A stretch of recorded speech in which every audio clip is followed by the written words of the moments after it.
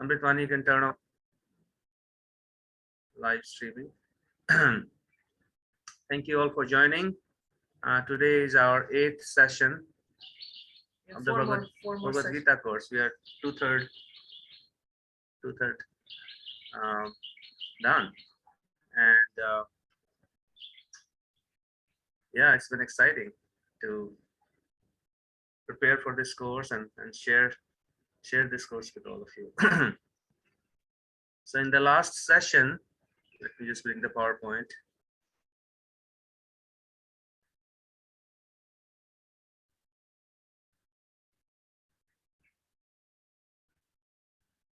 I think we'll do the verses first because last time we missed that.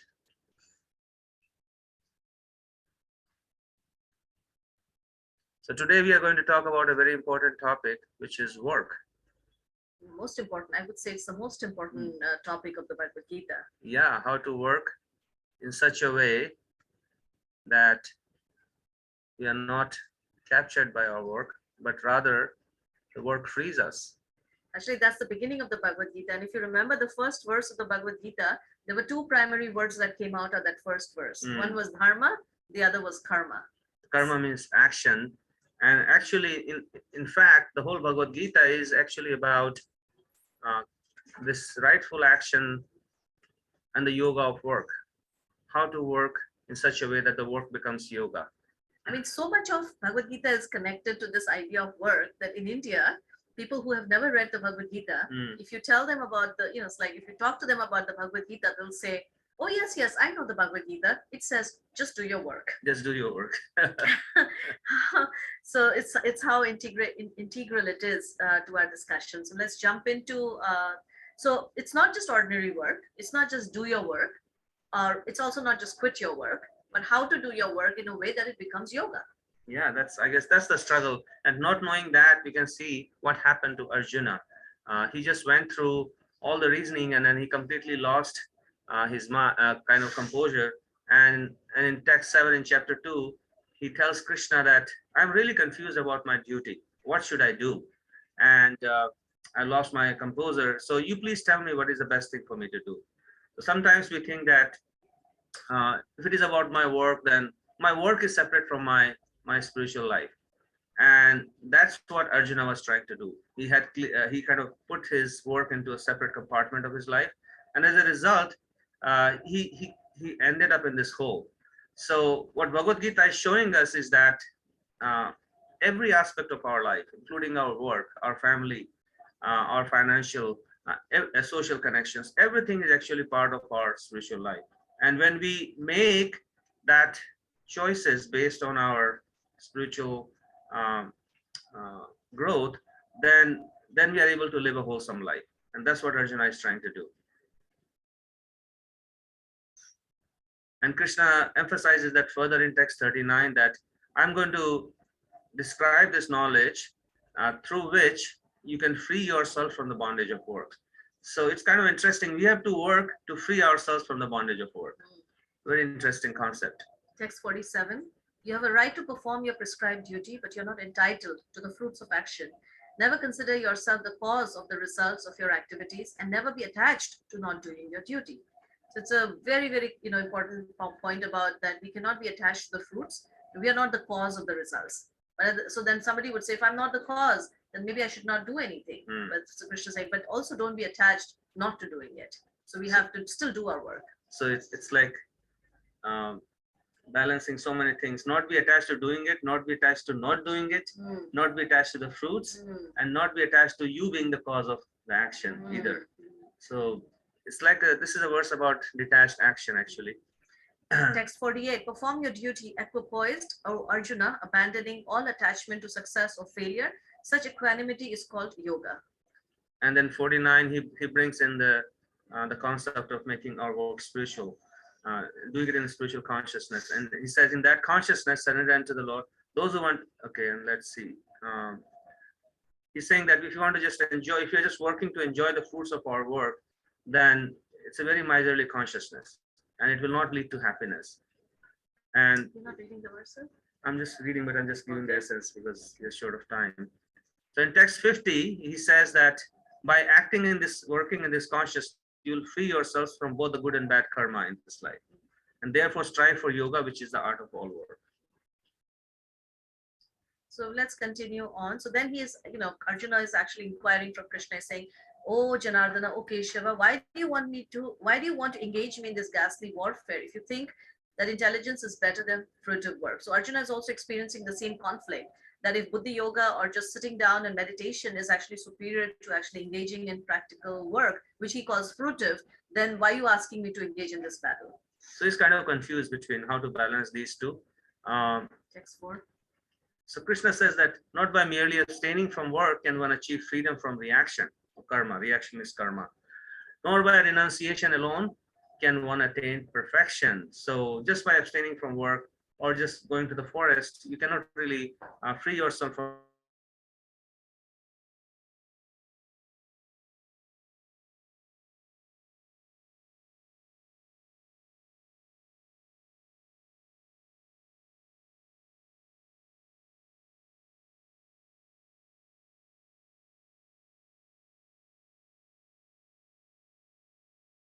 field and go into the forest, he would just find some other cause to fight for, because that's in his nature to fight. Kshatriya means one who defends or one who protects. So he'll just, he'll end up doing the same thing somewhere else. You cannot really repress the nature that one has attained.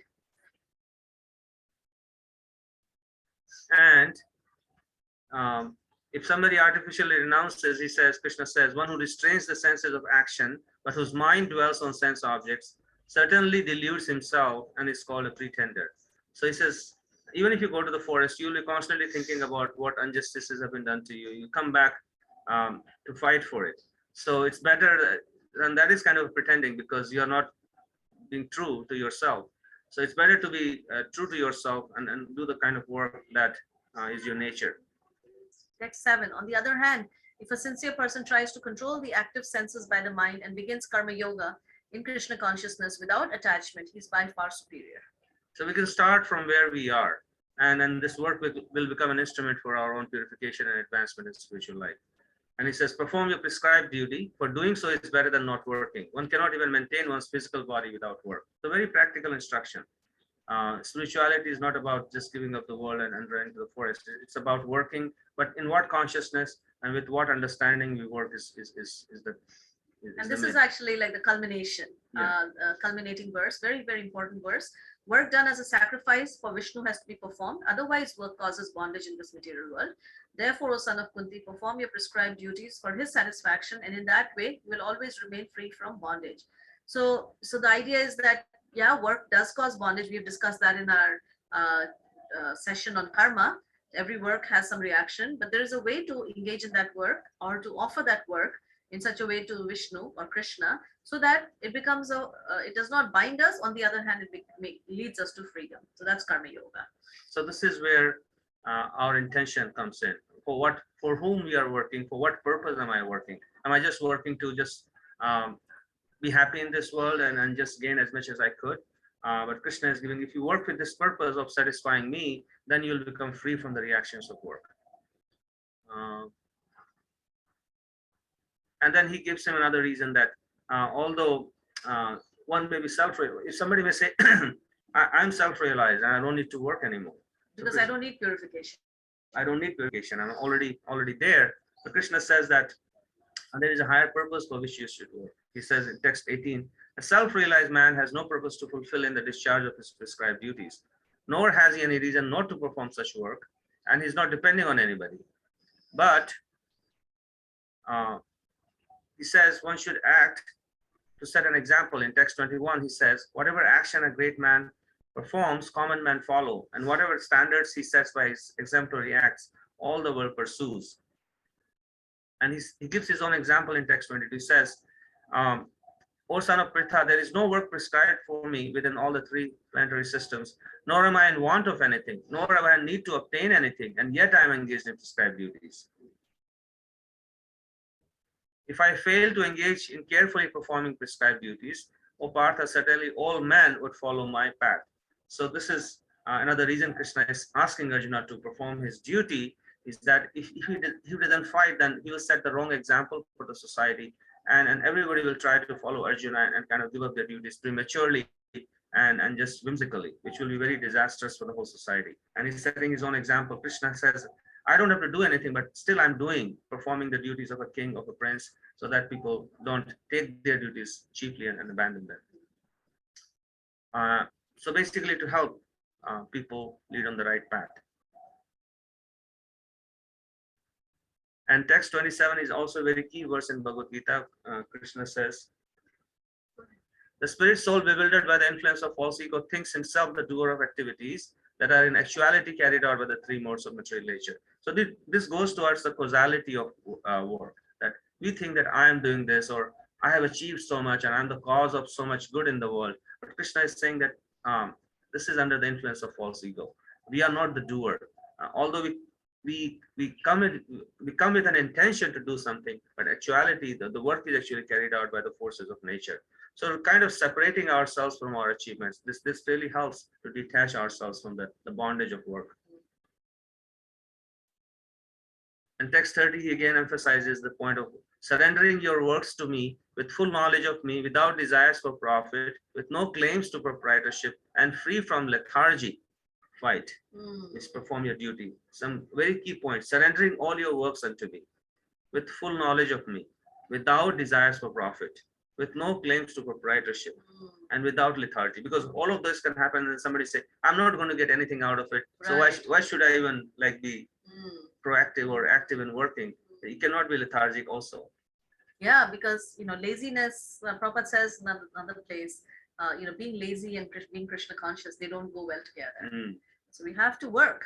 Work is not, and this is why Prabhupada actually, when he translates bhakti, he does not just translate bhakti as just devotion. He calls it devotional service, which means that it's work. It's work, active work there.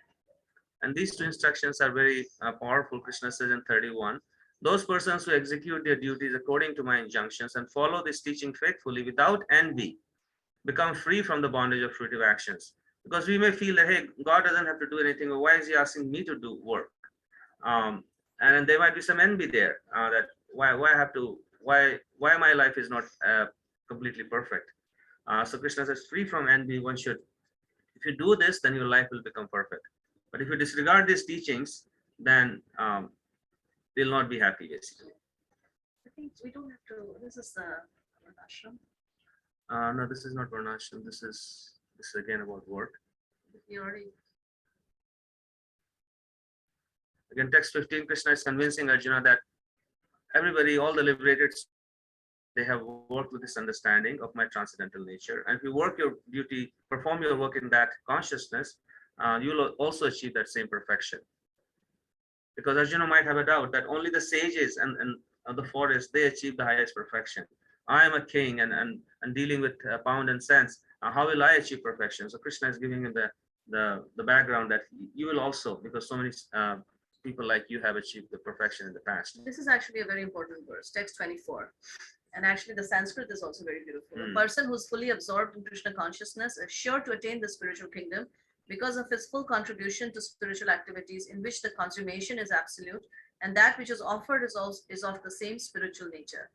And then that is kind of corroborated in text 23. He says, the work of a man who is unattached to the modes of material nature and is fully situated in transcendental knowledge merges entirely into transcendence.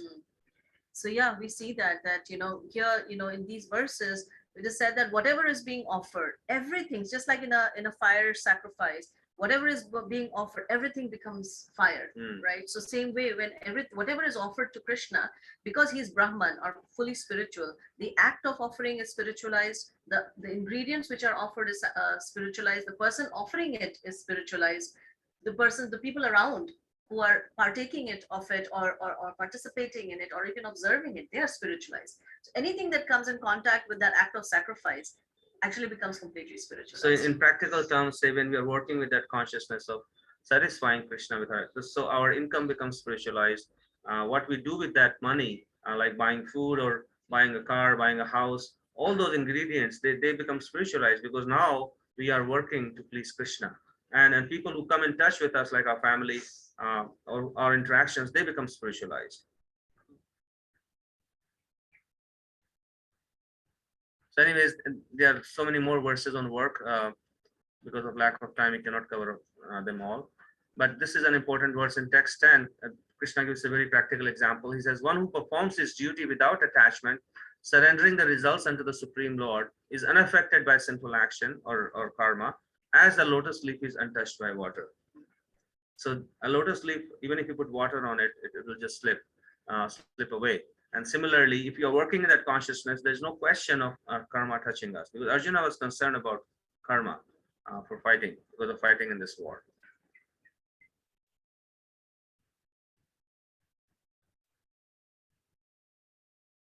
And this is another point in Bhagavad Gita, which Krishna emphasizes again and again, text 15. Um, Nor does the Supreme Lord assume anyone's sinful or pious activities. Embodied beings, however, are bewildered because of the ignorance which covers their real knowledge. Because sometimes people blame God for the good and bad that happens in their life, that God is responsible, whatever happens to people. Krishna is saying, I'm not responsible for anybody's sinful or pious activities. I'm not causing somebody to perform something pious, or nor am I causing somebody to perform something sinful. So understanding that is very important. Otherwise, we just tend to blame God for everything. And yeah, text 18. So the product of such engagement, of such consciousness, is that the humble sage. This is actually the litmus test by which one can tell one's spiritual consciousness. And humble sages, by virtue of true knowledge, sees with equal vision a learned and gentle brahmana, a cow, an elephant, a dog, and a dog eater. So this is the vision of the topmost spiritualist, that he only sees Krishna's spiritual energy everywhere. He does not distinguish or discriminate. At our level, we have to discriminate. Yes, and I guess seeing them equally means that we see the spiritual spark and their connection with Krishna, and therefore we treat everybody in a friendly manner, a respectful manner, a spiritual manner. And this is the culmination verse of like this working in this consciousness.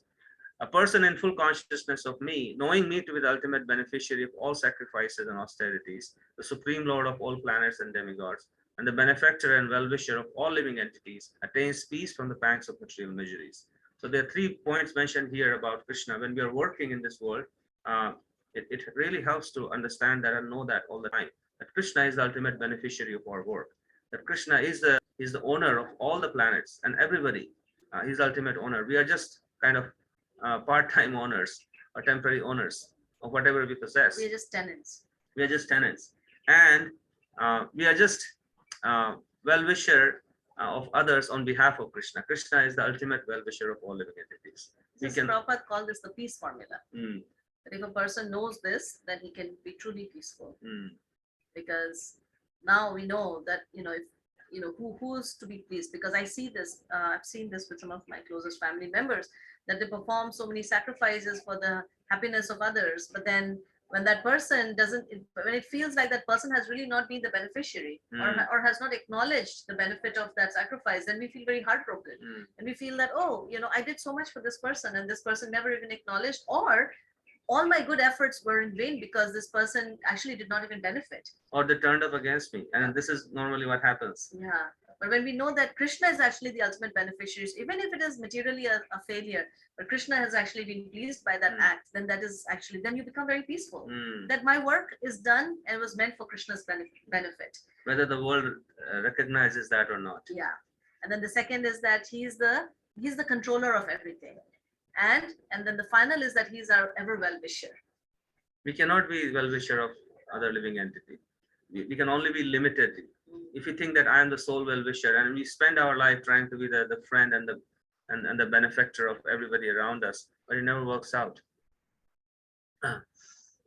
And this is a very important verse in chapter 6. Krishna says, one who is unattached to the fruits of his work and who works as he is obligated is in the renounced order of life, and he is the true mystic, not he who lights no fire and performs no duty. Very interesting concept. Because Arjuna is thinking he can go to the forest and just do some fire sacrifice and then he'll be happy. But Krishna says, no, it's the opposite way. He says, just rather, if you perform your duty as you're obligated, then you are the perfect mystic. Then you are the perfect sannyasi, the perfect yogi. Not by, you do not become a yogi or a monk by going to the forest. You become a yogi or a monk by performing your duty in that spiritual consciousness to satisfy Krishna. We should. And I'll just end with this text 7. This is the kind of the gist of what Krishna wants to, the consciousness that Krishna wants Arjuna to develop. He says, therefore, Arjuna, you should always think of me in the form of Krishna, and at the same time, carry out your prescribed duty of fighting. With your activities dedicated to me and your mind and intelligence fixed on me, you will attain me without doubt. So this is like the key to using our work to attain God. Very powerful principle, but very simple. He says, always think of me while you're doing your work, and dedicate your activities to me and your mind and intelligence fixed on me. So it's like, if you are in that consciousness, then that is like full on yoga. We don't have to like sit in silent meditation to get to God, but just by doing this. And it is in a sense, it is easy, but also not easy, because it requires proper understanding of who I am, who God is. And Krishna is repeating this principle again and again. So anyways, there are more verses, but you can read about them. Text 27 is very important also. This is the art of actually connecting with Krishna. Whatever you do, whatever you eat, whatever you offer or give away, and whatever austerities you perform, do that, O son of Kunti, as an offering to me. So now Krishna is directly telling him, just do it as an offering, and then you'll be fine. It starts with whatever you eat, because that's the first thing we do. We want to eat. 8 o'clock in the morning, we just start hunting around what's there to eat. And in this way, you'll be freed from the bondage of both auspicious and inauspicious results. And text 34 is considered like the conclusion of Bhagavad Gita. He says, engage your mind always in thinking of me, become my devotee, offer obeisances to me and worship me. Being completely absorbed in me, surely you will come to me. So this is our final goal, is to be completely absorbed in Krishna. I think this is also important, that if you can't practice principles of bhakti, then just work from me. Yeah, and if you cannot, if you cannot fully be absorbed in me, then just do your work for me. And even if you can't think of me while working, then at least use the results of your work to help others. It kind of makes it very practical to execute. So we'll now get into our presentation. This principle of karma yoga, how to turn our work into yoga or work into worship.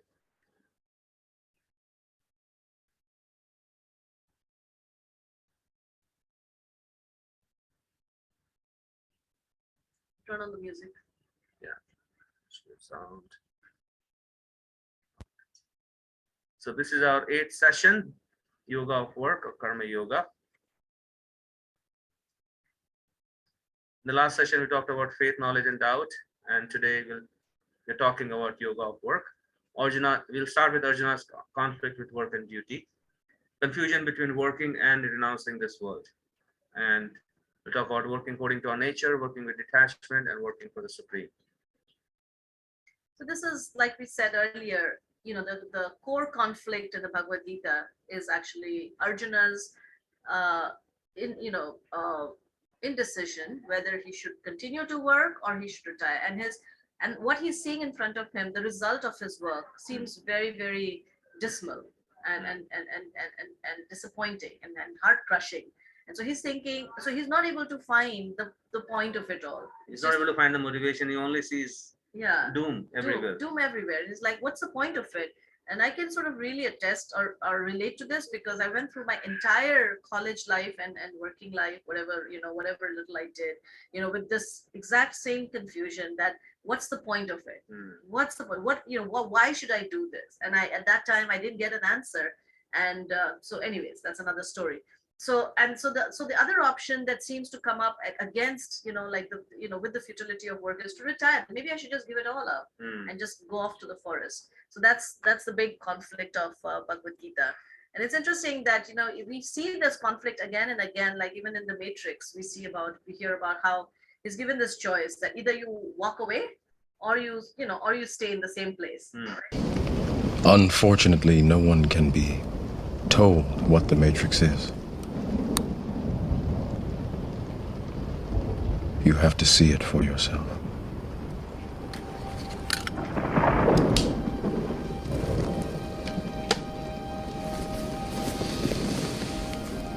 This is your last chance.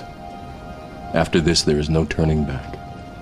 You take the blue pill, the story ends. You wake up in your bed and believe whatever you want to believe. You take the red pill, you stay in Wonderland, and I show you how deep the rabbit hole goes.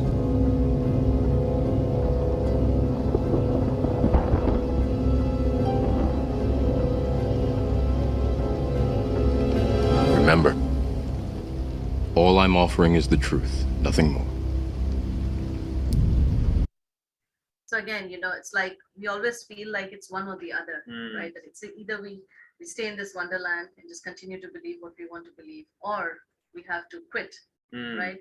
And Unfortunately, no one can. Between the two pills, but I guess yeah, finding the middle ground between the two pills. yeah. I mean, ideally we want both, right? We Yeah. cannot actually. We need to learn how to be in this world and not be off Of it. this world. Yeah. And right now I think there's a lot going on. This actually presentation was created last year, and so much has actually changed since then, because the employee satisfaction was at a dismal low, but ever since then there's been this great resignation that has taken this to a whole other level of discussion, that so many people are quitting because they're just not feeling satisfied, or they're not, especially the COVID situation really brought this to the forefront. Like, what are my priorities? Why should I work? And so 90% of adults spend half their waking life doing things they would rather not be doing at places they would rather not be. And even after giving up work, people are not satisfied. Now people give up work in anticipation of early retirement or going to an island. But then also the dissatisfaction creeps in. Now what? Because then now there's a lack of purpose, lack of meaning, and that brings people back to work again. So it's like a yo-yo effect. And how do you really free yourself from this? Yeah. So here is something that the Bhagavad Gita, Krishna speaks about this in so many different ways, but really, the whole point of it is to give the why. And I think we talk about Sisyphus, right? That, there is nothing more, there's no greater disappointment than to not have purpose. And I think we also talked about Viktor Frankl, who talks about how purpose is the way to happiness, right? It's when our pursuit of happiness is so deeply connected with this pursuit of purpose. And here, this is Simon Sinek, and he's talking about this in terms of, it's a very interesting video, watch it. The same agencies, the same consultants, the same media, then why is it that they seem to have something different? Why is it that Martin Luther King led the civil rights movement? He wasn't the only man who suffered in a pre-civil rights America, and he certainly wasn't the only great orator of the day. Why him? And why is it that the Wright brothers were able to figure out controlled powered manned flight when there were certainly other teams who were better qualified, better funded, and they didn't achieve powered manned flight, and the Wright brothers beat them to it? There's something else at play here. About 3.5 years ago, I made a discovery, and this discovery profoundly changed my view on how I thought the world worked, and it even profoundly changed the way in which I operate in it. As it turns out, there's a pattern. As it turns out, all the great and inspiring leaders and organizations in the world, whether it's Apple or Martin Luther King or the Wright brothers, they all think, act, and communicate the exact same way, and it's the complete opposite to everyone else. All I did was codify it. And it's probably the world's simplest idea. I call it the golden circle.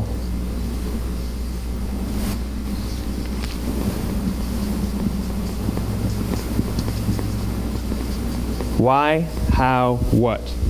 This little idea explains why some organizations and some leaders are able to inspire where others aren't. Let me define the terms really quickly. Every single person, every single organization on the planet knows what they do, 100%. Some know how they do it, whether you call it your differentiating value proposition or your proprietary process or your USP. But very, very few people or organizations know why they do what they do. And by why, I don't mean to make a profit. That's a result. It's always a result. By why, I mean what's your purpose? What's your cause? What's your belief? Why does your organization exist? Why do you get out of bed?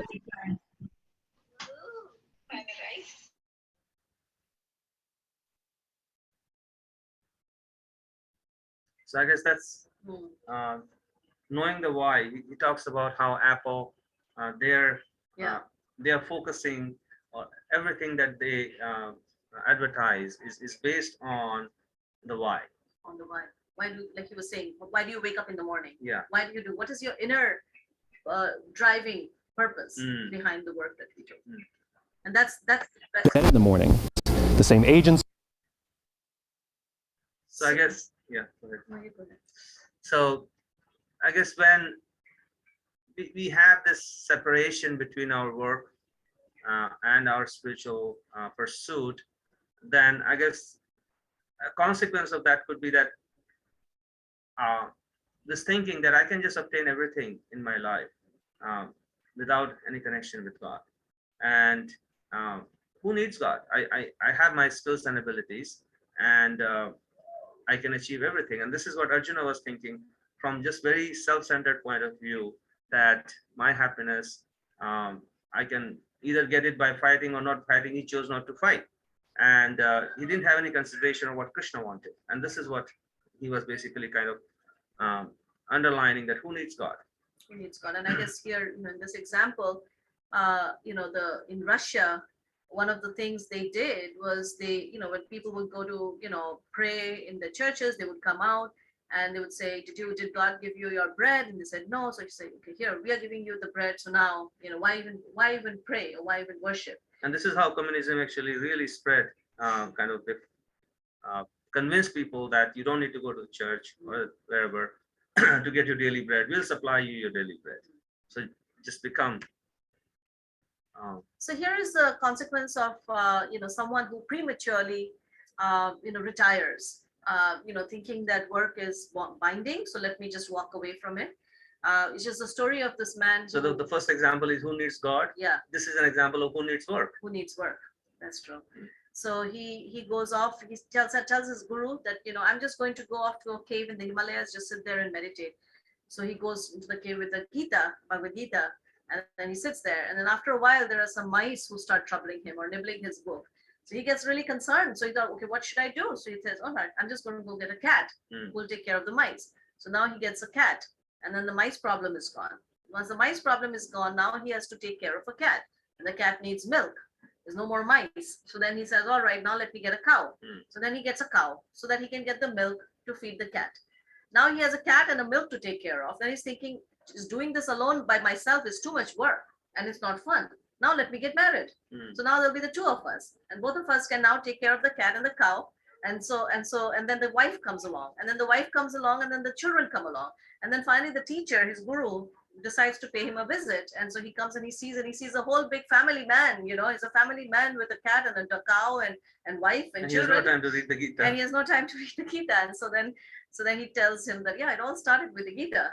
So then sometimes this can happen to us also, like when we are not ready for complete renunciation, and if we are premature or not honest or authentic, then it doesn't matter. We may retire into a cave. We'll just start a family there. And that was the person's nature, actually, to live in that family, and he ended up being there. Yeah. The same thing would happen to Arjuna. If he gave up fighting, he went to a cave, he'd come out. And this is actually one of the reasons why, especially in India, but I think this is true across traditions, that when there are people who artificially try to give up their desires and take up the cloak of priesthood, or even in India, like they go to these holy places and they behave like they're renounced, but actually on the side they're having illicit relationships, and they're engaging in actually even more sinful activities, even more horrific activities on the side, even though on the surface they are like, okay, we've given this up. So that's something that the Bhagavad Gita thoroughly like says, no, don't do that. We'll see how that comes up. Like being honest, the same story, purple fox. I think we can skip this. Yeah. Same idea. Don't be artificially. So the same idea here. This is a good point. So that kind of renunciation is called Falgu renunciation. Falgu means that in India there's a river. When you go to the top of the river, it's totally dry. But you dig just a little bit. You just scrape off the sand, the strong currents underneath that. So that kind of renunciation where we are artificially trying to give up, but internally our heart is still focused on sense enjoyment, is called false renunciation. And it's not sustainable renunciation. And not just that it is not sustainable, but it causes great disturbance to society. Because now people reject spirituality as path of cheaters. Because they've been cheated. They've been cheated too many times, Yeah. and we lose our faith because we think, okay, this doesn't work. But it's because the people who have actually risen to the top, who we are looking up to, they have not lived a life of honesty and being authentic to who they really are, and no place in that ladder is off. One can make complete progress from wherever one is at. So it doesn't really matter, even if we have some bad habits or we are not completely pure. Krishna says that's fine. Just be honest wherever you are and practice. Because sometimes people say, I don't want to practice spirituality until I'm completely pure. And we cannot wait for that to happen. How will we become pure? We become pure by It's practicing. like saying, I'm not going to take a bath until I'm completely clean. Yeah. We have to get into the water, and it doesn't matter how dirty we are. Water has the power to cleanse us all. Yeah. So this is a very nice We statement. didn't show them the water actually. That was a very powerful. Oh, we already did. The water? Yeah. The water came out? Comes out. I don't think you can brush.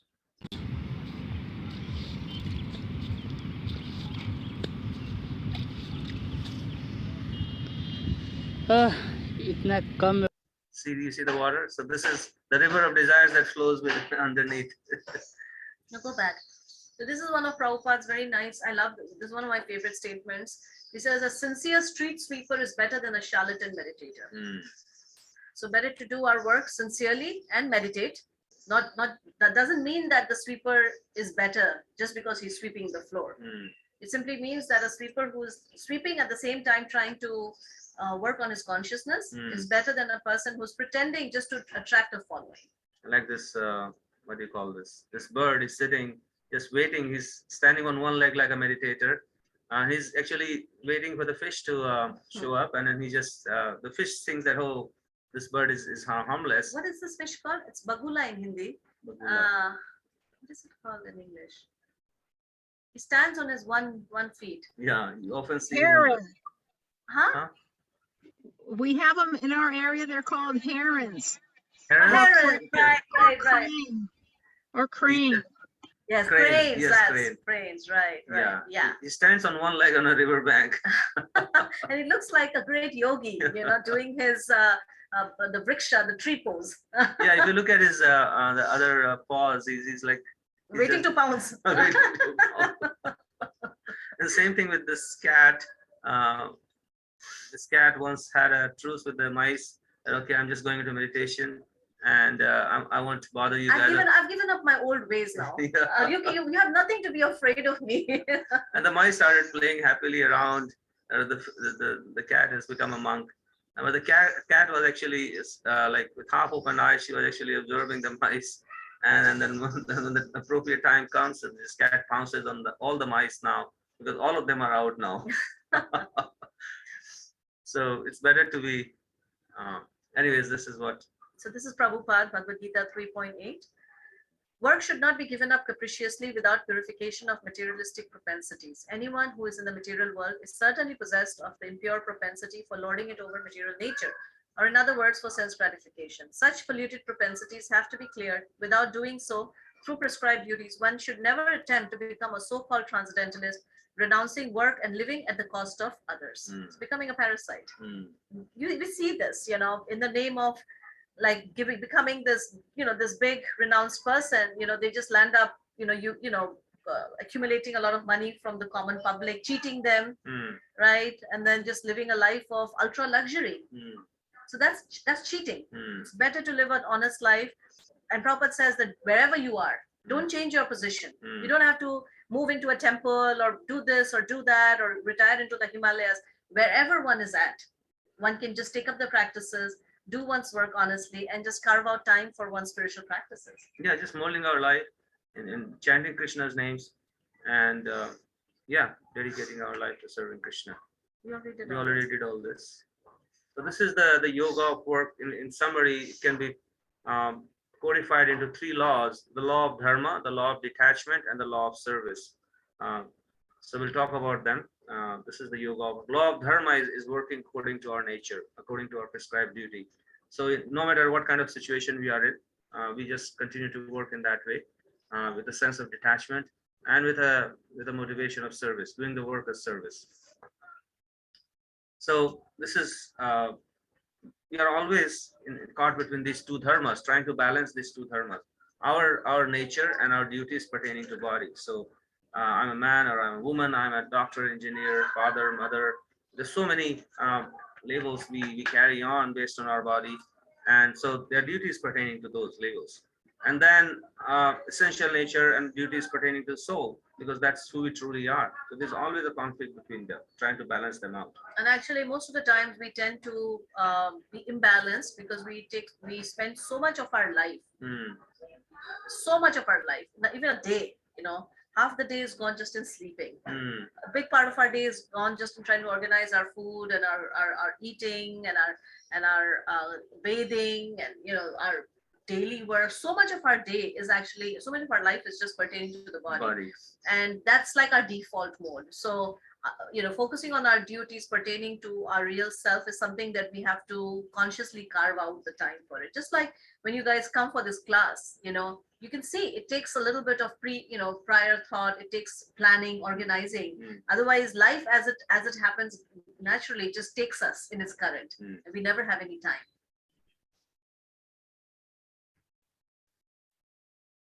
So again, you can watch this video on your own. Oprah, she talks about in this video about finding our calling.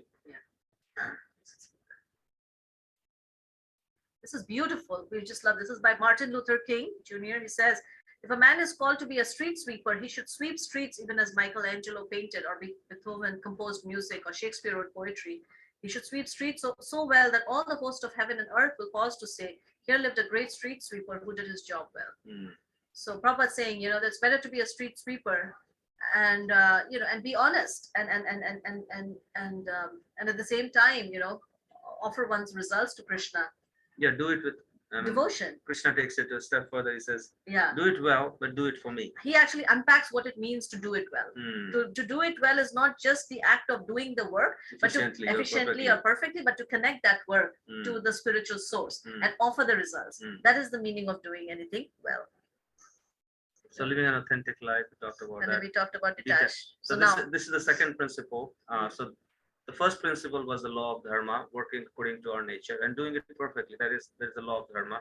Second principle is the law of detachment. So being detached to the results of our work, being detached to the concept of I am the doer of work and I can make it happen. Being detached from the principle of not doing the work if we don't see the results. Right. So it's a very powerful, there is a book by Deepak Chopra which talks about seven laws of success or something like that.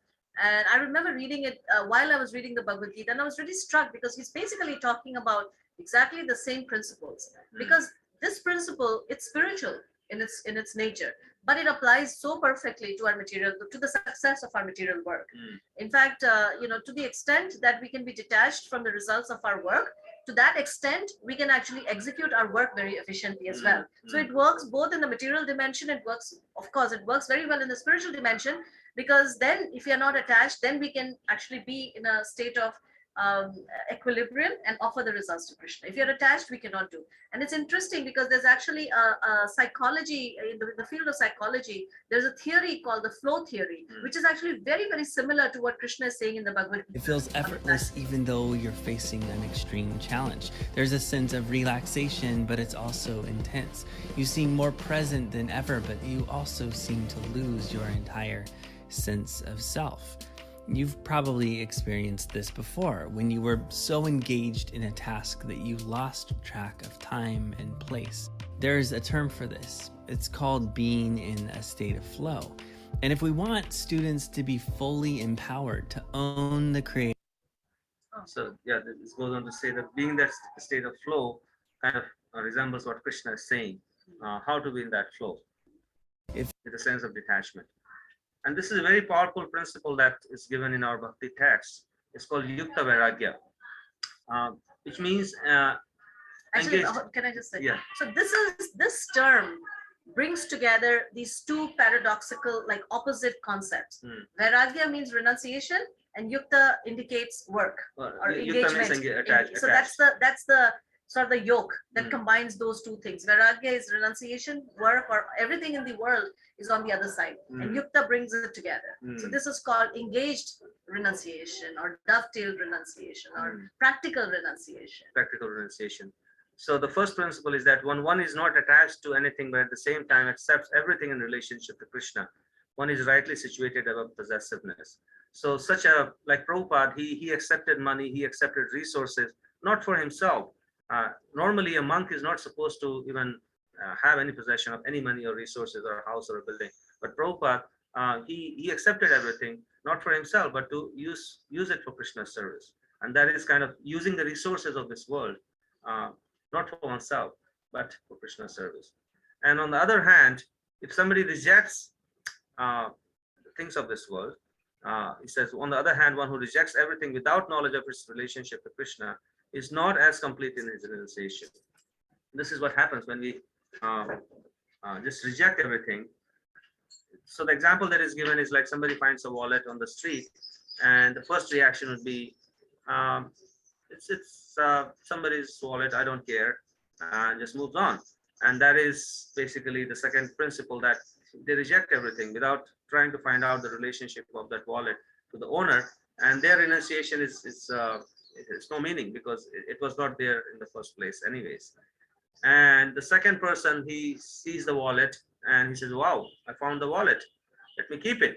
The finders keepers principle. So they put the wallet in their pocket and just walk away.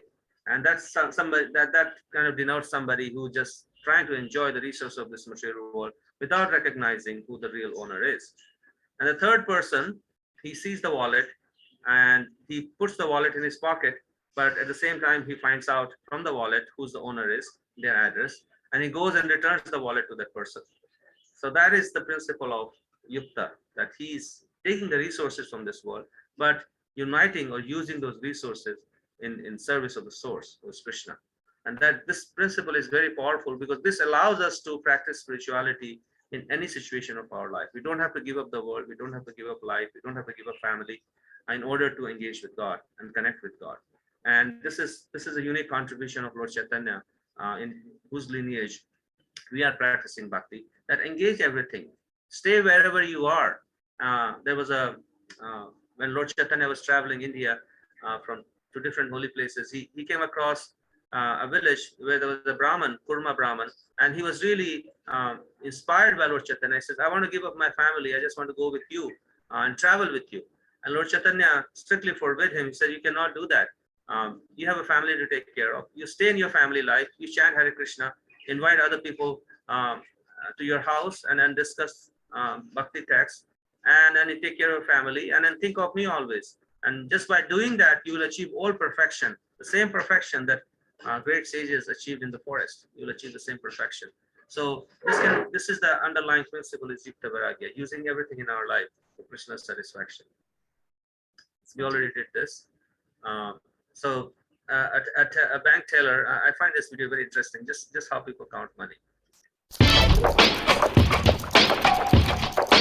So I guess the idea for this bank teller's example is that just like a bank teller is continuously counting money, but he never has a sense that this belongs to him. He doesn't care how much money has come into the bank, how much money has been withdrawn. He's not affected by that. You guys can try and see if you can count this fast. I've never been successful.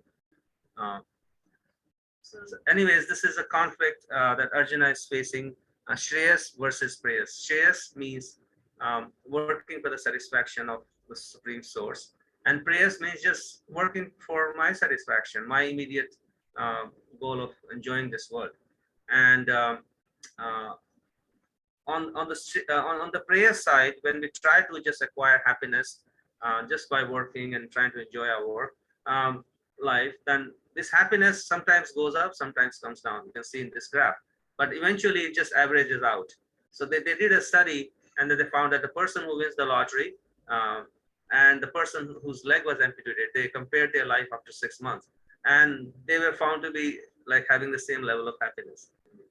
So that's not the kind of happiness we are striving for, and this is what Arjuna, therefore he asked Krishna again and again, the Shreyas, that please tell me what is really best for me. I don't want to settle down for this average level of happiness, because this Shreyas the graph actually just goes up and up and up. So that is the nature of the soul, is to find more and more happiness. Uh, uh, and in this material world, our happiness is always just going up and down. So these are the key principles of transforming our work into worship. These are principles. The first one is intention. How do I, for whom am I working? What is the purpose of my work? Krishna says that you do this work for my pleasure. And while we are doing our work, I guess we engage in rightful work. Rightful work. We don't do in the name of pleasing God. We don't just do any nonsense that can harm others. Yeah. Third is the results that we get, we offer it up. We offer it to Krishna. Of course, we use it for our maintenance and whatever, but we use the results to please Krishna. We find practical ways of how to use our results. So for example, if we have some skills or some qualities or something we like to do, so we should try to find out, and this is another thing, is that, finding some service, some seva that we can engage in that can help us, use our abilities in glorifying Krishna. It's a very, very powerful way. If we, Prabhupada says, if you know how to do art, then, draw for Krishna. If you know how to write for Krishna, or anything else, that can sing for Krishna. Sing for Krishna. So fourth is remembrance. While we are doing this work, to engage in remembrance. Continuously remembering Krishna while we are doing the work, whatever work we are doing in our life, and using the remaining time. Always being conscious of the remaining time, not wasting time in useless things, and ultimately doing it for the pleasure of the Supreme. So these are the principles that anybody can apply in their life and turn their work into yoga. So Krishna, this is from the 4th chapter. Krishna says that when we work in that consciousness, then that the work will actually purify us. And it's called sacrifice. And it's called sacrifice. So this is another key principle that Krishna explains in the 3rd chapter. Most practical way of actually converting our work into yoga is through the process, because whatever we are working for, the money that we get is ultimately going to be used. A big part of it is going to be used for feeding us, ourselves, and feeding others. So just by changing the nature of our relationship with food, one can actually change our relationship with our work. Because work is very closely related to eating. That's why we earn money, is to eat. To feed the belly, right? Yeah. So it's called so yoga of work is connected to the yoga of eating. Liberation through tongue. So as soon as the tongue is controlled and purified, all other senses will automatically get purified. So there are two very powerful. The tongue is used for eating, and the tongue is used for speaking. So we purify the tongue by chanting Krishna's names, and the other powerful way of chanting Krishna, purifying the tongue, is through food. Yes. Our eating has been secularized, it has been robbed of its poetry and beaten into the staccato uniformity of packaged snacks. We've insisted upon efficiency as the only criteria of our culinary aesthetic. We are in desperate need of reconnecting our eating with the sacred. So this is Kent Hayden. He's a graduate of Princeton Theological Seminary. So our disconnect from food is so much that there was actually a video which showed that how so many people, thought that actually brown milk came from. This is actually the nature. I mean, right now when we are in Tonight's India, Factor. and we've been traveling, this is something that we are experiencing. Like the other day we saw, we always thought that cinnamon were like these little pieces, or like, of course we get it ground, powder, but then of course I've seen the small cinnamon sticks. I had no idea that they actually were like these huge Big sticks. stalks. Yeah, big stalks. And when she scraped it, actually we made a video, we can share that also. When she scraped it and we tasted that cinnamon, I had never tasted cinnamon taste like that. Because by the time we get our cinnamon, it's already kind of lost some of its essential oil. And so it's a little bit less potent. So I guess when we just consume our food and we don't even think where the food is coming from, there's so many intermediaries who sacrifice actually to bring the food to us. And what is the ultimate source of that food? We never think about that. The seeds, where the seeds came from, and how the seed has the capacity to give us so many different kinds of food. So when we think about that, then our appreciation for the source becomes really enhanced. Have you ever sat down and then thought about what is the cost of oxygen that we inhale? Actually, during COVID, this became very evident because people were struggling to just get a cylinder of oxygen. Oh yeah, so many people died. And the cost of those cylinders like shot up. And then we realized, hey, I'm inhaling oxygen every moment. Like we never think that it's of any value, right? We just take it for granted. Yeah, of course, there has to be oxygen.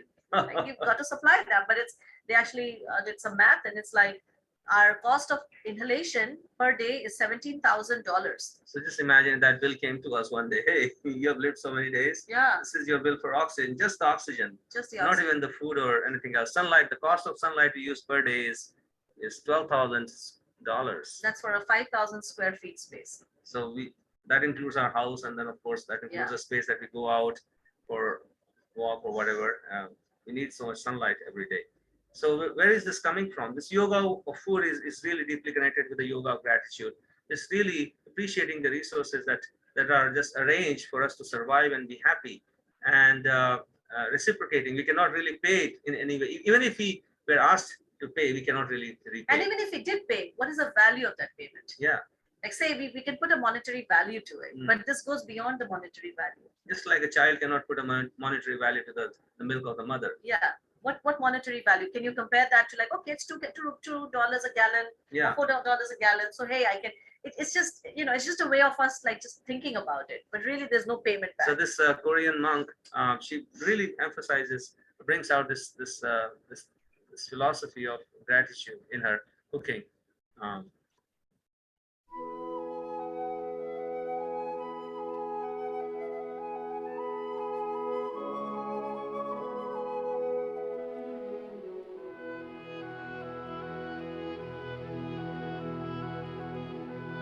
You can watch this full video, beautiful video, documentary actually, where whoever comes to a restaurant, they can feel the spiritual vibration in the food. So much so that I think New York Times best, like, I guess, best chefs, they went over just to see how she cooks.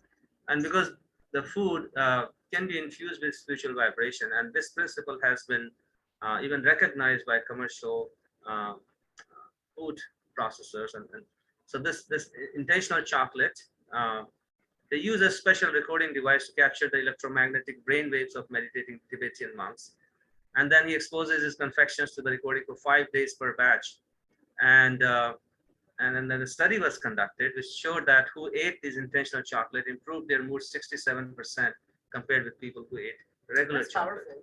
Wow. And there was a study in Time magazine where they have showed how food that was chanted over with mantras and things like that had a significant impact on health of people who consume that food. And that's where we get the idea of prasad, which is what we do. Whatever we cook, we first, from the very act of going to the grocery store, we're thinking, oh, I want to cook for Krishna. It's the most intimate. I'm not cooking for myself. I'm cooking for Krishna. It's the most intimate act of love. And that's why we talk about mother's love is expressed, in so many, books and poetry. We see about, it's connected to to her cooking.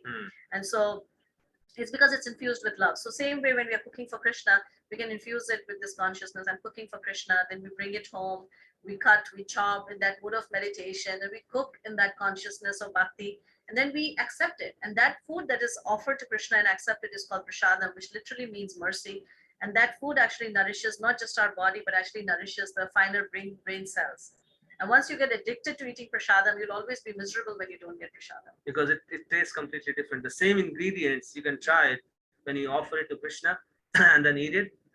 And what is offering? You cook in a clean state and offer it in a plate of to Krishna's picture or deity if you have. And then you can chant Hare Krishna 3 times. And you can just chant Hare Krishna and then express your heart that Krishna, you give me everything every day. This is my small token of gratitude. Please accept it with that grateful heart. And Krishna definitely accepts it. And then you empty the containers and then you mix it with the rest of your food. And while you're cooking, you don't kind of taste in between because Krishna tastes everything first. So everything is for Krishna. And you'll be surprised that all the condiments and the spices and everything, when you cook in that consciousness, later on when you, after offering, you taste it, you'll find that everything is perfect. Everything turns out perfect. And so this is an interesting video. Steve Jobs, he acknowledges here how he actually survived on prasadam. It wasn't all romantic. I didn't have a dorm room, so I slept on the floor in friends' rooms. I returned Coke bottles for the 5-cent deposits to buy food with. And I would walk the 7 miles across town every Sunday night to get one good meal a week at the Hare Krishna temple. I loved it. And much of what I stumbled into by following my curiosity and intuition turned out to be priceless later on. Anyways, the principle here is being grateful. It is not happiness that makes us grateful, but gratefulness that makes us happy. So this principle can be applied in any situation of life. Offering even a cup of water. Krishna says in the Bhagavad Gita, you can offer me a leaf or a flower or a fruit, or if you don't have anything, you can just offer me some water and express your love and devotion to me through that offering. And you'll see that what a difference it makes in our life when we live our life in that mood of offering to Krishna. And I guess the other reason Krishna gives is being in that mood of we are acting in this way, we are working in this world, not just to take care of our needs, but to act as an example, to be a leader in society. Because everybody has that, we are, no matter who we are a leader for somebody. And this moral decline is rapidly spreading in our society, where this Wall Street executive, he talks about this moral decline. And mentorship does not need to fail us. Trust and confidence. Two of the things we value, two of the things we know we want, two of the things we know we need. But yet, so regrettably, we're in a moment of severe crisis of leadership and failing trust in our institutions. Over the past 17 years, the Edelman Barometer for Trust has measured confidence and credibility in our institutions and the people behind them. And there's been a steady decline each and every year. There's been a fall off. So I guess this is because we have stripped our work and from the mentorship. spiritual conception of why am I doing it. This moral decline, you can see it everywhere, especially in the last few years. We have seen this rapidly declining everywhere. And it's our responsibility to set that example, to restore that, those values in society by our own personal example. Each one of us acting in that way, we can really stall that decline and reverse it. Because right now, without that, it's like a pack of blind leading the blind. So if blind leads a pack of blinds and they all fall into a ditch, we need somebody with eyes. And Krishna is providing us those eyes, how to act in our lives so that we can not only help ourselves, but we can also help others live a life of honesty and live a God-centered life. So just blind following is what the world is doing. It's actually, the society becomes like a runaway train. It's like this is a very interesting video.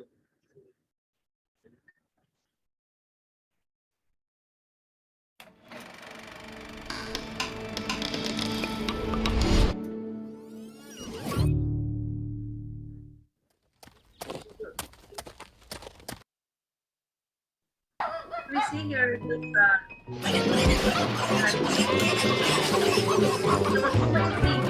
right? And, our relationship with work is actually, right now it's based primarily around greed. And we see that how there is a small group of people who through their manipulation of resources have kind of captured everything. And as a result, so much gets sacrificed. Right now, we are like a runaway train. Our whole society, civilization, is going, but we don't know where we are going. And are we heading to the cliff? How is it affecting the climate? How is it affecting individual people? Who's getting left behind in this quest, in this zest for work? Because our society right now is so focused on work, right? And work and enjoying the work. Work and enjoying the work. Yeah. And so we are working very hard. We are a workaholic culture. We love to work, but yet because we do not have an intention behind that work, because our work is not suffused with spiritual energy, so that work actually binds us, it destroys our planet, it destroys people who are just cogs in the system, and ultimately it destroys the very people who are trying to run the train. Everyone falls in the cliff, over the cliff. That's what this is. So you can watch this video later on. It's a really, really cool really cool video. You'll see how, so this is like everybody's a leader from a mother to a CEO. So sometimes we may think, okay, I should do my work so that I can be an influence, but I'm just I'm nobody. I don't have a big stage. And I think I actually heard Oprah Winfrey say that really well. She said that someone may be granted a big stage, someone may be granted a small stage. But the point is that we all have a stage. And from that stage, we can actually make an impact on the world around us. And when we are in that consciousness of wanting to be the change we want to see in the world, that change within actually happens on a much faster pace. Because now we have to own that change. Before we speak about it, we have to live that, hopefully. And that act of actually wanting to be an example allows us to actually develop. It's connected very deeply. Sometimes we see them as being two separate things, but so in our bhakti process, the act of sharing is a part of our sadhana. It's part of our practice.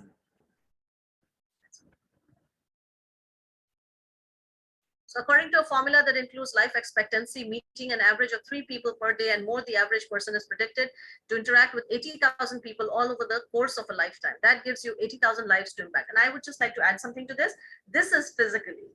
Virtually, our ability to impact the world has never been greater. It's unbelievable. Like, right now we are posting poetry on Bhakti poems, and it's amazing. Like, one single post has, like, of course, right now I'm just like a newbie, but people who actually have been doing it, they're reaching out to millions of people just over like some tiny, like something which is so random, like a viral video of someone just feeding their cat goes viral. And millions of people are watching it. And so, the world of social media, virtual existence has completely changed the degree to which we can impact. And I guess I guess the problem there is that when we just try to impact people for our own satisfaction, then we are never satisfied, right? Whereas when we are trying to impact people, as Krishna is asking Arjuna to be a leader for him, to be a representative of Krishna, then that fame or that following that comes is actually very satisfying, because we don't own that fame and following, we just pass it on to Krishna. And that's how we become a true leader, actually. Yeah. So these are qualities of a leader, which I think we can maybe skip at this point. And this is like an important lesson that Mahatma Gandhi taught, that whatever you speak, you first practice and own it yourself before you tell it to others. The sugar story. Walking the talk. Walking the talk. Emerson is, I love this. What you do speak so loud that I cannot hear what you say. So we have to, learn the art of, being, what we're saying. That's a big responsibility, but it also forces us to go deeper. Yeah, it's the same thing St. Francis of Assisi also said that, something similar.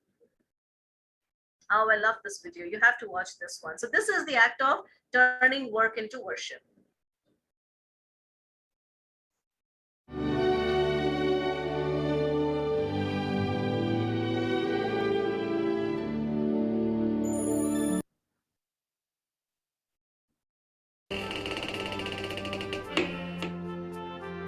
I don't know how or why, but this I'm told.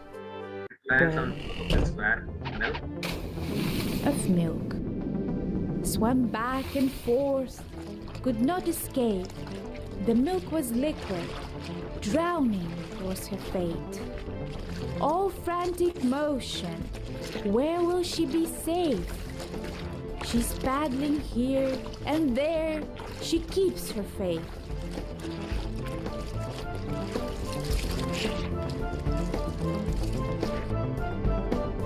Her work was not in vain, I'm pleased to utter.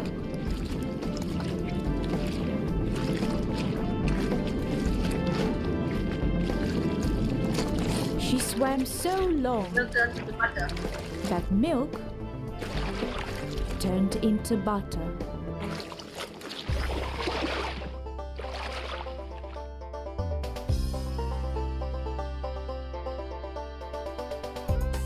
And for a moment you could see her standing there. Then she leapt off and ran into her lair. It's like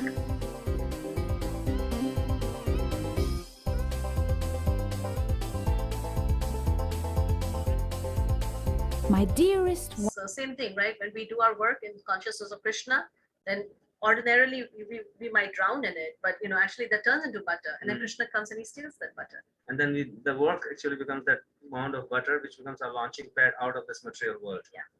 It releases us. As Krishna comes to get the butter, right? One. So he takes the butter and he takes us also. Yeah. So we discussed today the yoga of work and the conflict between being spiritual and also working in this world. How do I balance the two?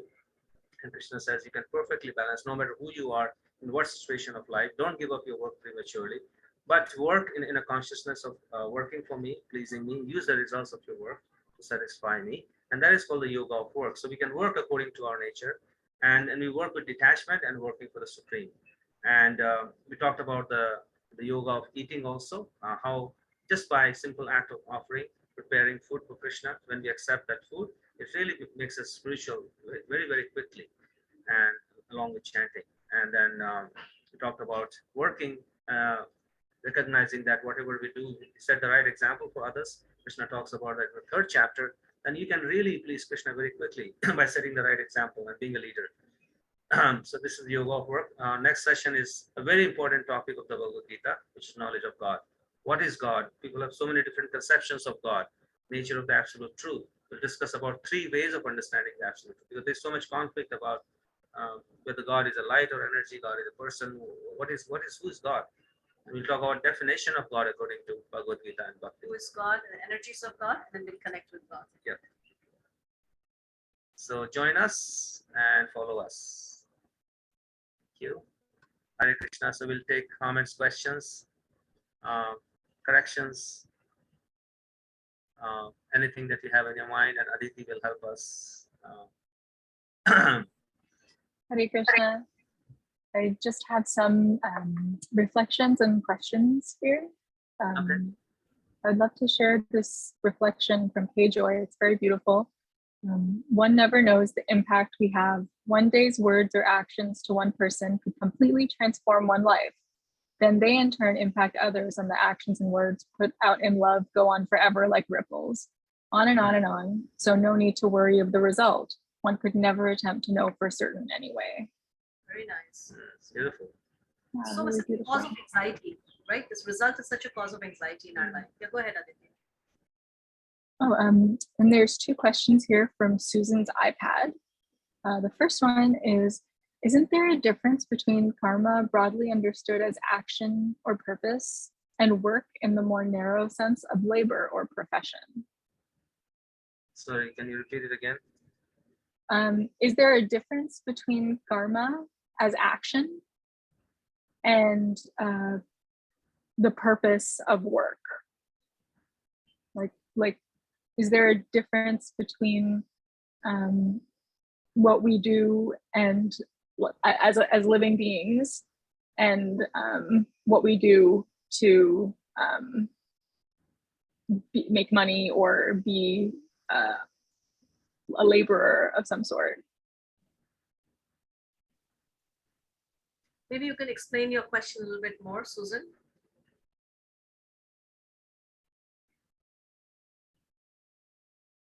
There. Isn't there a difference between karma, broadly understood as action, purpose, and work in the more narrow sense of labor or profession? Oh, if I understand. Well, no, the profession that we have would be, basically our karma. That's the work we do. Hi. Yeah, so the word karma has 2 meanings. The word karma. Yes, go ahead. Oh, no, that's okay. I was just figuring out how to unmute. So Yeah, go ahead. it has 2 meanings. I was just wondering, the Sanskrit word, it can mean so many things. I mean, it can mean action or the result of action. Yes, it means both actually. It means the action that we perform. It also means the reaction that comes because of that action. And so sometimes it's karma acting. We think we're acting, but it's really karma acting through us. So you think that we are acting, it's the forces of nature that are making everything. And it is a reaction. Sometimes it's hard to know. I think if I understand what you're saying, it's sometimes hard to know whether what I'm doing, is that the result of work or is it work? Yeah. But it's both. Is that what you're saying? Well, no, actually that was a sort of a tangent. Okay. I was thinking, my question was actually a little simpler. I was just getting hung up on the word work because that work can encompass so many things that are not, that don't involve making money or being a profession or an identity. For example, like I do such and such, therefore I am. I mean, so like you were saying earlier, that there's all kinds of work that we do on a daily basis that gets no recognition, but it has to be done. Yeah, that's karma too. So it's Yeah. not just our profession. Right. It's not just our, anything that we do is called karma. But when that work is done, whether it's for profession or for anything else, when that work is done in a consciousness of Krishna and trying to please Krishna, then it doesn't become karma anymore. That work becomes actually yoga. Dharma. So it stops being karma anymore. Dharma. It's not material work. It becomes a spiritual work, which is bhakti. Basically, it becomes bhakti. So if it's, or yajna? Yagya, it becomes yagya. Yes. Yajna. Say that right, or something like that. Yeah, that's right. Yajna or yagya. Yajna. So it becomes an act of sacrifice to please Krishna. Yes. Even if you don't feel like doing it. Especially if you don't feel like doing it. Especially, right. I mean, I always and find it's a lot clearer. Yeah, it's a lot clearer. Exactly. Like for me, like when I know that, okay, this I'm not doing because it's like, I'm just doing this because like it's an offering. Yeah. Right? There's another quality to it. I mean, of course, we should do what we love to do. Yeah.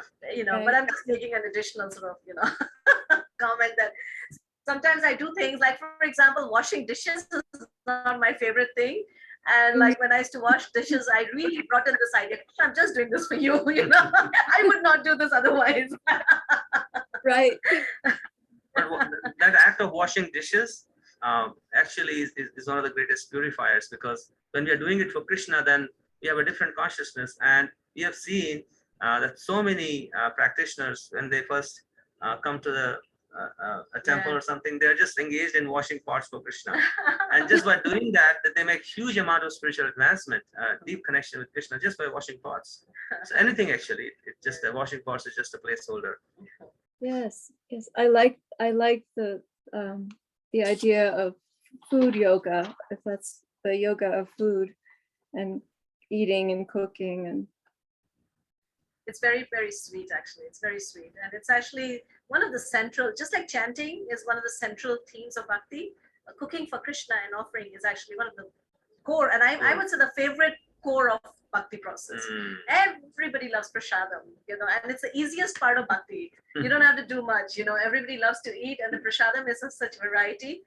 And I guess that's also another thing that distinguishes bhakti from other forms of yoga and other processes given in the Vedas, which are much more austere, where you have to subsist sometimes on just one chickpea, one fruit, fast for days. Like the yogis, when they go to forest, they would fast for, they would gradually reduce their eating, and they would like start with like one meal a day, then reduce it to one meal every 3 days. Then they would just maybe eat one fruit every 10 days. Then they would even cut that down, maybe eat one leaf every 15 days. And then they would even cut down their breathing also. So they would just breathe like once every 2 days or something like that. Yeah, everything would be reduced, cut down. And then they might achieve perfection. But in bhakti, you just start like eating the best food right from day one to Krishna, and you the same level of perfection just doing that and more. It sounds healthier. It is, yeah. One can, it's very nourishing to the body and to the heart as well. And I see that, when food is cooked in an angry mode or agitated mode. I mean, right now, this whole fast food, culture and, instant food and all that. I mean, it's okay, but it doesn't, our relationship with food has become, it's kind of lost that. Yeah, when we are eating food prepared by machines, we are actually becoming machines ourselves. You see that, right? All the processed food and everything, that's making us machines. We are losing our human consciousness, our spiritual consciousness. It's becoming like treating each other as machines. Yeah, impersonal. Yes. Well, thank you. I'll try to keep that in mind. It makes it worth all the trouble, I guess, Yeah. to prepare it Can from be scratch. simple. I mean, I know that I've said this so many times. It's still is somewhere there that, like just maybe we can share this as a community. Maybe if we find a recipe that we can make within 5 minutes. Like for me, the Instapot was a big thing that just changed my life there. It's like just put things in there and I could cook two things together. So like just learning how to do it in a way that's also practical. At the same time, we learn the art of cooking in love. Yes. Yes, and the energy in the food as well. Yeah. The You have any in the different ingredients. Yeah, Yep. exactly. We are here in Bali, and I've come here with all Oh, my you are? ingredients. Yeah, we are here in Bali right now. We just came here last night, and so if you see me tired, it's because it was a crazy flight. But the point is that, I got my rice, I got my dal, I got all my spices. I'm just looking for, waiting to get a villa with a kitchen or someplace, and then I start my cooking because it's so much easier. I know what I'm putting into it. I know I don't have to eat like, I feel, much better. Yes. Yes, and the fragrance, I think, of cooking is if there wasn't that element, it wouldn't be the same at all. Yeah. Especially the spices. So that's how wonderful to be in Bali. I'm sure they have different spices there. Yeah. I'll just print it and share it with you. Oh, thank you. And thank you for sharing. Appreciate it. Thank you. Yes, Aditi, go ahead. I think we can take questions from people's raised hands now. I think Suzanne was first in line. Yes, I just read all the text and there was a couple of things I didn't understand about chapter 4 on text 13, the 3 modes of natural nature and the 4 division of human society. What does that mean? That means that normally a human society is divided into 4 kinds of people, which happens naturally. So some people, say for example, are very inclined, they're intellectual, they're inclined to teaching others, being the brain of the society, right? So-called the brain, think tank of the society, like teachers, philosophers, those kind of people. And in the Vedic system, the Brahmanas, who are spiritually dedicated to learning about the Supreme and teaching others about God. So those are the categories that is Krishna talks about, the Brahmanas or the intellectual, the thoughtful, the teachers, that class of society. So in every society you will have such people. Then there's another class of people who are like the administrators. They are the leaders, they are the fighters. They like to manage like the warriors. So that is they are called Kshatriyas. The real meaning of Kshatriya is that one who protects others from harm, all kind of physical harm or material harm or spiritual harm. So they are the Kshatriyas. So Arjuna is a Kshatriya. He's like a fighter, warrior, king. So those kind of people you will see in every society. People who like to lead, to take care of others. Then there is a class of people who like to do business, who like to grow, like agriculturists, and who like to trade, or bankers, who kind of generate wealth in the society. So those kind of people, they are called Vaishyas in Sanskrit. So that's another class of people you always find in any society wherever you go. Nothing to do with God. This is just how people tend to be. And then there is another class of people who are called Shudras, which means who don't have a profession of their own, but they like to work for others, any kind of skill, artisans. They like to create things. They like to sell things. So those kind of people, they come under this 4th category. So in any society, based on the nature you have acquired, people will be gravitated towards certain kind of work, and the society naturally gets divided into these 4 sections. So that's what Krishna means there. And that's what Krishna means, that he's set up the world like that to have these 4 different society, Yes. human society. Yes. Okay. And what about the 3 mode of material nature? What does he mean by that? What he means by that, the goodness, passion, and ignorance that we discussed in, I think, session 6. Okay, those 3. Okay. Those 3 Okay. modes of So passion. he For said example, For example, the Brahmanas, the intellectual, the thoughtful, the teachers, they are supposed to be in the mode of goodness. The Kshatriyas, they are in the mixed mode of goodness and passion. The Vaishyas, they're mostly in passion. They just go-getters trying to get things done, create something, sell it, make money. So they are the Vaishyas. And the Shudras, they are more in mixed mode of passion and ignorance. So it's like that's how the society is kind of naturally gets divided. Okay, the other thing that puzzled me on the other chapter 4 says, there is no work that affects me. That's what Krishna says. Nor do I aspire for the fruit of action. So he doesn't care about what we're doing, or? No, what he means by that, he is not bound by the laws of karma. Like we are all bound by the laws of karma. Krishna is not bound by the laws of karma. We have to work to get something, but Krishna is God. He doesn't have to do some work to get some results that he can enjoy because he's creating everything. So he's not bound by the laws of karma. That's what he means. Because sometimes people think that, oh, God should act in this way or God should act in that way. We try to impose our human principles of morality on God, thinking that God is also under the control of the same moral principles that we have to follow. It's kind of, but Krishna is the source of all morality. He's not, he acts under those same laws that he creates, but he's not bound by those laws. That's what he means there. Okay. He's not affected by law. I thought that by that he meant that, or if we do everything for Krishna and he doesn't care about it, that's what I thought that's what that No. He cares very much. He cares very much. When we do things for him, he definitely cares for it. That's why he said, do everything for me. Even a small act of offering him a leaf or a water, Krishna cares so much. Okay, thank you. Thank you, Suzanne. I think next is Zoe. Go ahead, Zoe. Hi, I'm looking at this through the perspective of having chronic illness and disability.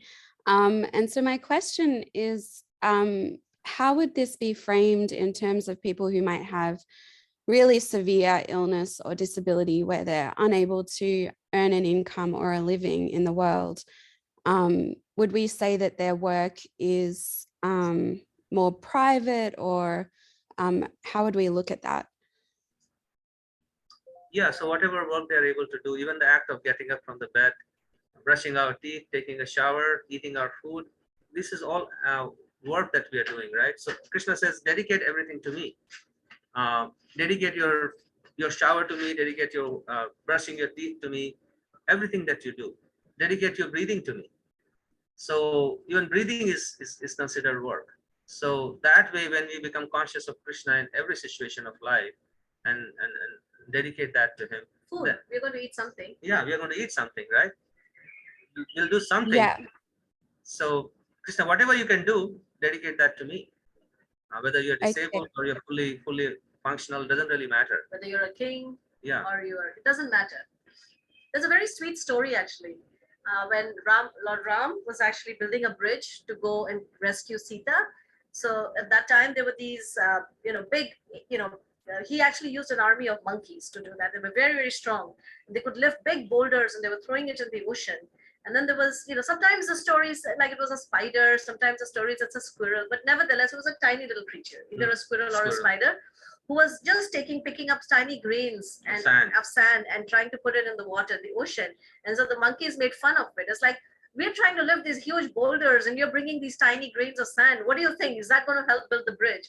But Lord Ram actually intervened and he said, no, the grain of sand is actually equal to the big boulders that you're lifting. And it's equally dear. And it's equally dear to me. So it's not that looks great. Sometimes we have to do something big to please God and have to become big, and then we then start running after big achievements and big goals to become big. But that is not how we please Krishna. We please Krishna with our intention of being humble. Yeah. May I just add quickly also, I kind of feel like in my experience that illness itself has been a teacher too. Like there's some sort of element of spirit and purpose in that. So it's like, yeah, it's an interesting sort of juxtaposition with the service as well, I think. That I just thought I'd make that comment. Actually, I have a friend who has been like really struggled with her body for the most part of her life. And we've had some conversations. And that is actually a very powerful service. Somehow for me, even like as I have, seen her, and just the way she has responded to her illness, she has actually rendered such a powerful service. She's an example, as, right? as an example, yeah, because her consciousness gives me so much strength, and it allows me to get a perspective. And it's so anything, whatever Krishna places, wherever Krishna places us in whatever position, it's a place from where we can offer a great service to people around. And sometimes Krishna may open up the stage, and he may say, okay, here is a stage now, we get it, we get to impact so many people. So it's a service. And Yeah, even it's if very humbling. Yeah. it's humbling. And even if you don't get the stage, just for ourselves, knowing the fact, just like I was talking about, sometimes when we don't want to do something and we still do it for Krishna, then there's an extra sweetness. Yeah. And I find that when I'm really, really tired and I'm really sick and whatever, and then despite that, when I try to chant, then there is a greater element of selflessness, surrender there. Yeah, that's the word, surrender. Yeah, that's beautiful. Thank you so much. Go ahead, Saida. Hi, good evening, everyone. Thank you. So earlier when you were describing in the beginning of the Q&A karma, I thought you were going to say the word dharma for when it ties in with work. But so can you just tie the two together real quick? That's my first question. Yeah, so the interaction, the relationship between dharma and karma. Karma is any action, right? As it pertains to this specific lesson on work. That's the parameter. I want to, like, what you've covered tonight in the lesson. I never heard the word dharma come up, and I was always associating that with work. Right. So yeah, karma done as an offering to God is dharma. Right? Yeah. Oh, so then that's what this was all about? Karma yoga is our essential dharma. Yeah. Okay. Okay. It was always there. And when, of course, so these words are sometimes used in many different capacities. Dharma is also sometimes simply referred to our occupational duties, or as our daily duties or whatever. But in a sense, if you want to like look at it from like a purely spiritual lens, then work that is done as an offering to Krishna is our supreme dharma. Yeah. Right. Yeah. Sorry, I didn't mean to cut you off, because I kind of saw you starting to go into the big umbrella of what karma is, and I didn't want you to. Okay. No, that's no. Okay. Well, so then that ties into my second, I guess, question you can say, because I'm looking at these celebrities in the media right now, and all the craziness that's happening with the Johnny Depp, the Will Smith, and I can foresee Prince Harry being next in line. They have, and it's all part of their karma, I guess, for them to go through their process so publicly and for the world to see. And I look at it as like, because I study astrology, and sometimes I look at the birth charts of these individuals, and I can see it playing out in the astrology. But I'm just wondering, from what you guys discussed tonight, how is it that, and is it part of their karma that they get to get so high up that mountain and then come crashing down? Like, why would the universe let that? Is that just what needs to be seen as like a moral of the story? What's going on there for any famous person? Yeah, such a great question. It's the way the world goes. It's the way of karma. I mean, when we talked about the laws of karma is so mixed up. Yeah, I guess in examples of these big people that you're talking about, so this is a classic example of one is forced to enjoy the reactions of both their good and bad karma. So these people must have done something really good in their past life, or this life, whatever, that they rose to such heights in terms of fame, money, whatever, prestige, power. So that good karma put them on the top of the hill.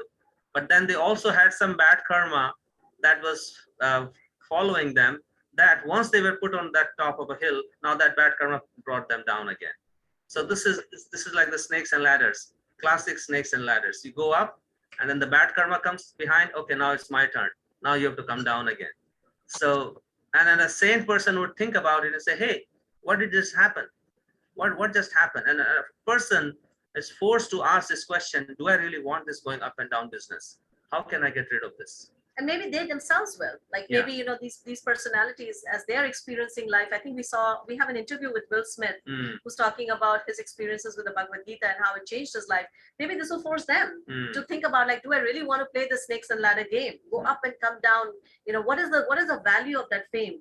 One day I'm put on a pedestal. We remember with Tiger Woods, Yeah. right? I mean, it was like, whatever he wore, and then the next time, as soon as something happened, he was taken off the billboards, right? So fame, it's for them, but it's also for us. We get to see the fickle nature of fame, and then we start thinking, and that's what Krishna says in the Bhagavad Gita, Brahma Bhuvanali. He says, from the topmost planet, you can go all the way to the top, all the way down to the bottom. It's the same.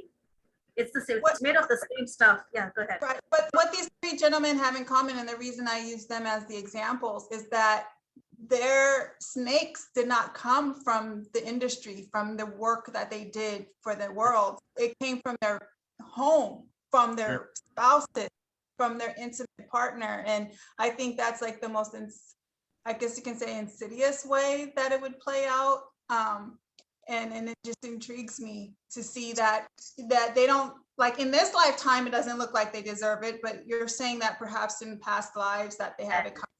Yes, definitely. Definitely. That's what happens. The baggage that we are carrying, we don't know, which karma is playing out, from which lifetime it's playing out, for what purpose. The purpose is always the same.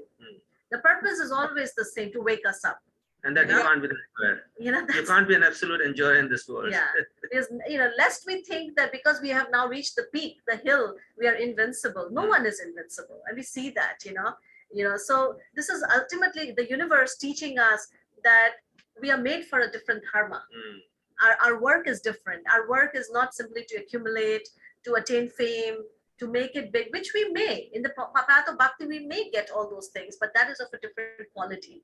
And it will not affect us the same way. It will not get to our head, because the goods and the fame that we get will not possess us. Because we don't own it. We just pass it on to Krishna. It's not mine to keep. We don't become finders keepers, basically, for anything that comes our way. We use it in Krishna's service in that way. Because if you read the Bhagavad Purana, we see great kings with so much power, so much fame, but they were untouched. And then, therefore, they could just leave in the middle of a night. When the time came, they would just give it up, just like we go to the bathroom, we don't even turn around and see what we left behind. They would leave the kingdom and just walk away like that, and nobody would know where they left. Yeah, they would just go away. So we want to live life in that mode of free, like totally free. Thank you. Thank you. Thank you, Min. Go ahead. Hello. Hi, Min. Hi, Krishna. Hi, Krishna.